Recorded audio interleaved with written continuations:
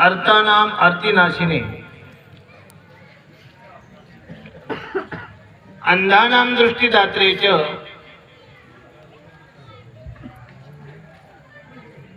ज्ञानीनां सद्गुरवे नमः। ज्ञानीनां सद्गुरवे नमः।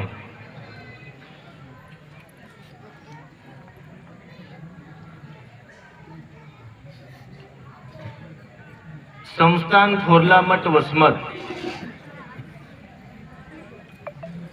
ते कपिलाधार जाणारी पदयात्रा पवित्र पालम नगरीमध्ये मुक्कामाच्या ठिकाणी पोहोचलेली आहे। त्याचबरोबर उस्माननगर लाठी येथून निघणारी पदयात्रा सुद्धा या ठिकाणी पोहोचलेली आहे। आज या ठिकाणी दोन दिंड्यांचा संगम झालेला आहे आणि म्हणून वसमतहून आलेल्या सर्व भाविकांनी उस्माननगरहून आलेल्या दिंडीचे एकदा टाळ्या वाजवून स्वागत करायचं आहे।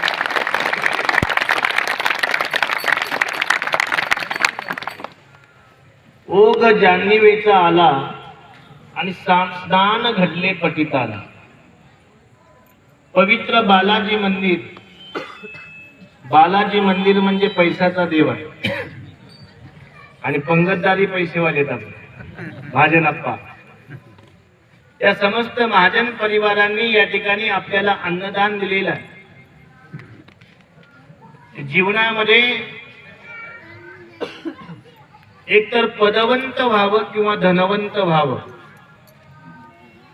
व्यक्ती जर पदवंत झाला तर पदाच्या माध्यमातून धन कमवू शकतो आणि जर धनवंत झाला तर धनाच्या माध्यमातून पद कमवू शकतो। बरेच जण म्हणतात मला तो सरपंचच झाला नसता पण पैसा होता म्हणून झाला, आणि काही जण असंही म्हणतात की मला त्याच्या घरावर पत्र नव्हते पण सरपंच झाल्या झाल्या स्लॅब पडला।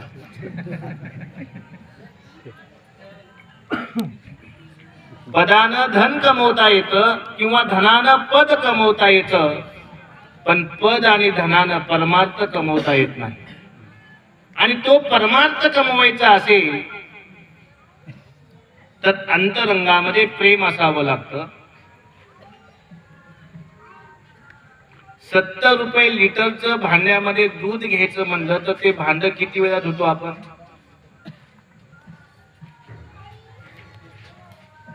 तीन वेळा ते भांड धुतो आणि मग त्या भांड्यामध्ये आपण 70 रुपये लिटरचं दूध घेतो।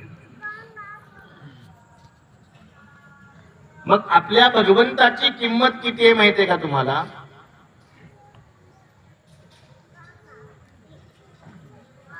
देवाची किंमत करावी म्हणून महाभारतामध्ये सांगितलेला एक दृष्टांत आहे।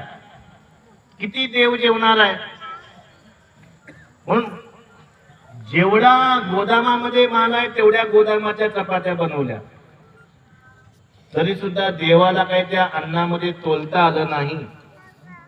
आणि शेवटी एक तुलसी दल आणि बिल्व दल त्या तराजू मध्ये टाकलं तर देव त्या ठिकाणी तोलता आला। लक्षात घ्या। मला सांगायचं एवढंच आहे, अहंकारानं मदमत्सरानं तुम्हाला घरामध्ये किंवा गावामध्ये विजय प्राप्त करता येईल, पण देवाच्या दरबारामध्ये विजय प्राप्त करायचा असेल, देवाच्या सानिध्यामध्ये विजय प्राप्त करायचा असेल तर आपल्याला काय करावं लागेल? तर प्रसाद घेता चित स्वामीचा, नाश होय षडरिपूचा, नाश होय षडरिपूचा। षडरिपूचा नाश हा प्रसादाने होतो, पण तो प्रसाद आपल्याला कळाला पाहिजे। प्रसाद म्हणजे काय? प्र म्हणजे उपसर्ग आहे आणि सद म्हणजे धातू आहे। प्र या शब्दाचा अर्थ उत्तम होतो आणि सद या धातूचा अर्थ होतो सत्य। जे उत्तमातलं सत्य आहे ते बोलावं. व या जगामध्ये सत्य काय आहे? कोण म्हणलं धन सत्य आहे? धन जर सत्य असेल तर शेवटी सोबत येते का? कुणी म्हणलं पद सत्य आहे. पद जर सत्य असेल तर 5 वर्षानंतर ना सरपंचाचं पद गेलं नाही पाहिजे, पण जातंय त्याती. पद सुद्धा असत्यच आहे. ऐश्वर्य सत्य आहे का? शरीरातून प्राण गेल्यावर ऐश्वर्य बँकेत असेल तर बँकेत, घरात असेल तर घरात, आणि शेतात असेल तर शेतात राहणार. मग शेवटी सोबत काय येणार आहे? तर सोबत सत्य असणारा आत्मा आपल्या सोबत येणार आहे. आणि म्हणून असं सांगितलं जातं, धनानी भूमौ, धन जमिनीमध्ये राहणार आहे. पशवश्य गोष्टी, माझ्याकडे 100 गाया होत्या पण जाताना गोट्यातच राहणार आहे.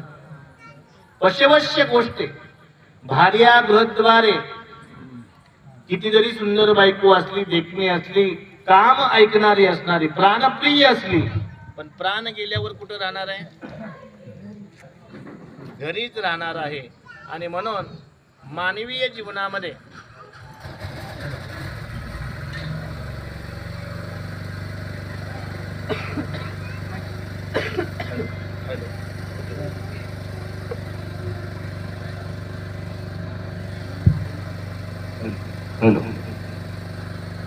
आणि म्हणून सांगितलं, धनानी भूमौ पशवश्य गोष्टे, भार्या गृहद्वारे जन